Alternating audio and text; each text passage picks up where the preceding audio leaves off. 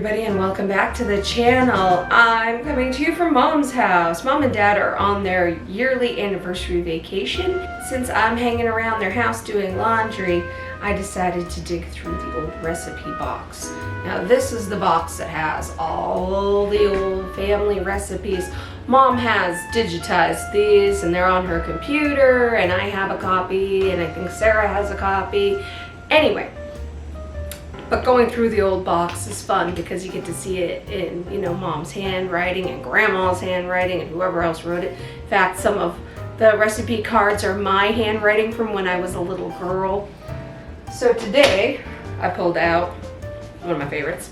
It's the Texas brownie recipe. Now, I would love to hear in the comments if you make Texas brownies, what changes you make, because I have heard and read so many different varieties. I've heard it with, cayenne pepper, chili powder, coffee. Mine is made with buttermilk and cinnamon, but instead of buttermilk, we will be using the yogurt whey from the yogurt video that I did previously. I'll put the card right here in case you haven't seen that yet and actually want to make yogurt. So, if not, you can use regular buttermilk from the store, and let me show you how we do this. To make the brownie part of our Texas brownies, we will need 2 cups of sugar, 2 cups of flour, 4 tablespoons or 1/4 cup of cocoa, 1 teaspoon of baking soda, 2 sticks of butter, 1 cup of water, 1/2 cup of buttermilk, 2 eggs, 1 teaspoon of cinnamon, and if you want to, you can add 1/2 cup of your choice of nuts. That's optional. I am not adding those today. To start, in our saucepan, we're going to put in the 2 sticks of butter and the water to boil. And so we're just going to turn that on to boil. And while that is melting down and coming to heat, we're going to deal with our dry ingredients. Into this large bowl, we are going to put our flour, sugar, baking soda. Make sure your baking soda is fresh. This is really important. You don't want baking soda that is getting ready to expire or has expired, because if it's dead, this will not be cakey, it will be fudgy, and it won't work. So, fresh baking soda and cocoa powder. Since I'm at Mom's house, I just grabbed a big old fork. Mom's got a lot of servingware. I'm just going to mix this all together. Now, generally speaking, I don't do this in the KitchenAid ever. I do this all by hand. This is one of the first recipes that I ever attempted to make by myself. This was one of those, I was in middle school, 11, 12, 13, that age, attempting to make Mom's recipes.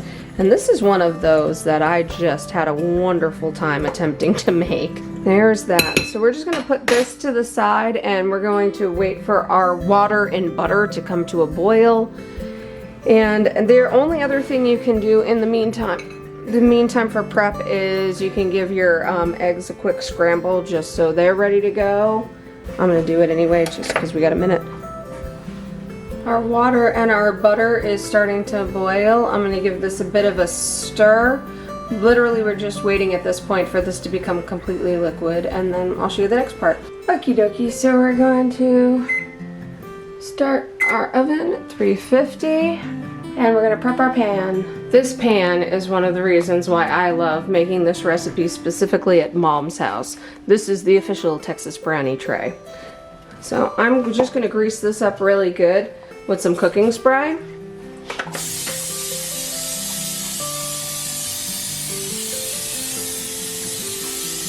And that should do it. Now, as you can see, my water and butter are still bubbling over here. So, a little steam come off. So we're going to pour this in. Ooh. Now, once this is all mixed in, we're going to pour in our buttermilk and then our eggs. And we're doing it in that order so that the buttermilk will cool down this chocolate mixture before I add the eggs, because we don't want to accidentally cook the eggs because the water and the butter were so hot. Then we have little bits of scrambled egg in there, and that wouldn't be good.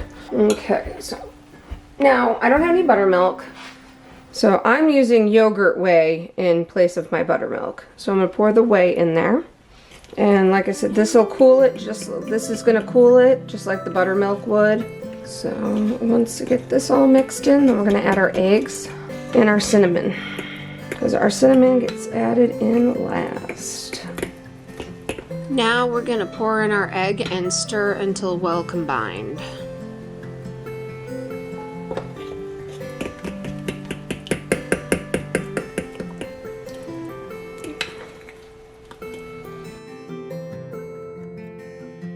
Last but not least, definitely not least, is our cinnamon. And the cinnamon adds such a nice little surprise, because most people don't expect to have cinnamon in their brownies. Now, I've read some other Texas brownie recipes where people have actually put like chili powder and stuff in there instead of cinnamon, which I think I can appreciate considering what heat that would add. Okie dokie. So now that we've got that all mixed together and well incorporated, I'm going to pour this into my pan.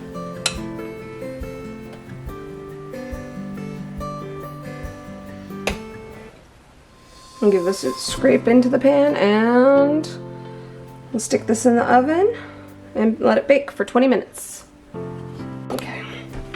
I'm just gonna put these in the oven. You hear the cicadas screaming in the background? Okay. We're just gonna let that bake for 20 minutes. For the frosting, we need 1 stick of butter, 6 tablespoons of milk, 4 tablespoons or 1/4 cup of cocoa powder, 1 teaspoon of vanilla, and a box or 1 weighed pound of powdered sugar. Alright, now to our saucepan. This time we're going to add our butter. Turn that down to low. We're going to pour our milk. Now we're just going to let all of that melt together in the pan. And then as soon as it's all melted, we're going to whisk it together with the cocoa, bring it to a bit of a simmer, and then do the next part. Okay, now I'm going to add my powdered sugar to this bowl. And I'm just going to put this to the side with the vanilla.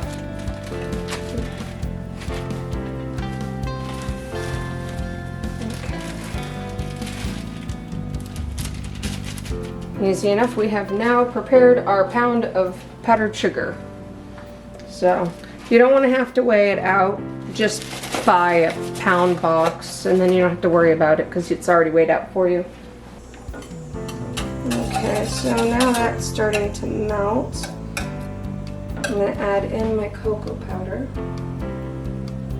And then I'm just going to give this a stir. Alright, so all of that butter is melted.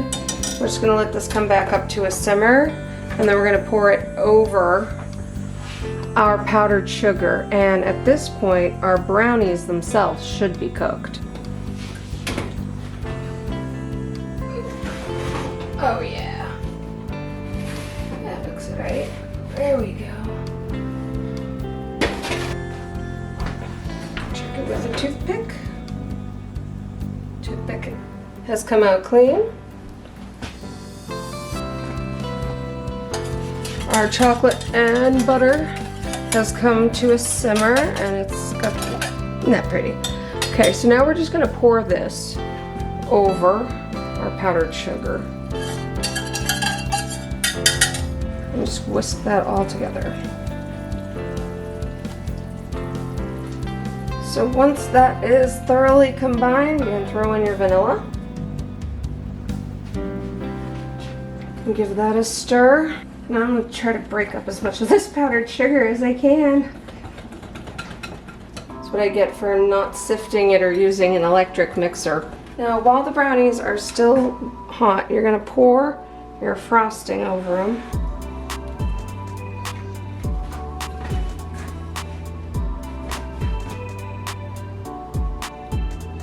once you get the frosting spread out, you just let it cool and you're done.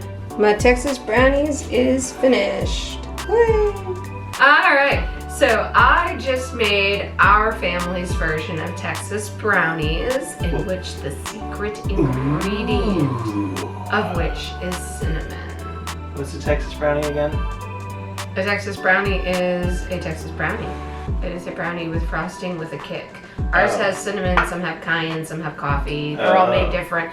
Okay. So this is hot. This is just out of the oven. In fact, the frosting is melting down the sides of them because they're still warm. That means you don't put the frosting on right away, you little... No. Stop that. Try the brownie already. You're melty. Try that brownie already. You're melty. No, I can't even get a grip on it. They look perfect.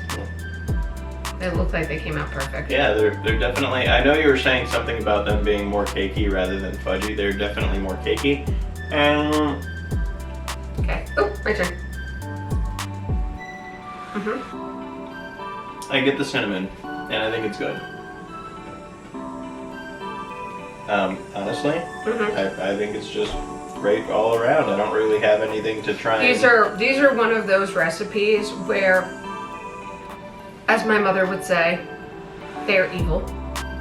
Even the cicadas are screaming. No, I could eat a whole tray of these myself. They're just freaking evil. They're not going to stand out if you were to take them to a potluck where everybody's bringing their own dessert, but the tray will be cleared. That's what it tastes like. These are my staple for when Mom's Church was doing the annual Jazz and Chocolate Festival before the pandemic hit. This was my standard go-to. This is what I made for that concert every year. Until next time, take care, be safe, bye. Bye.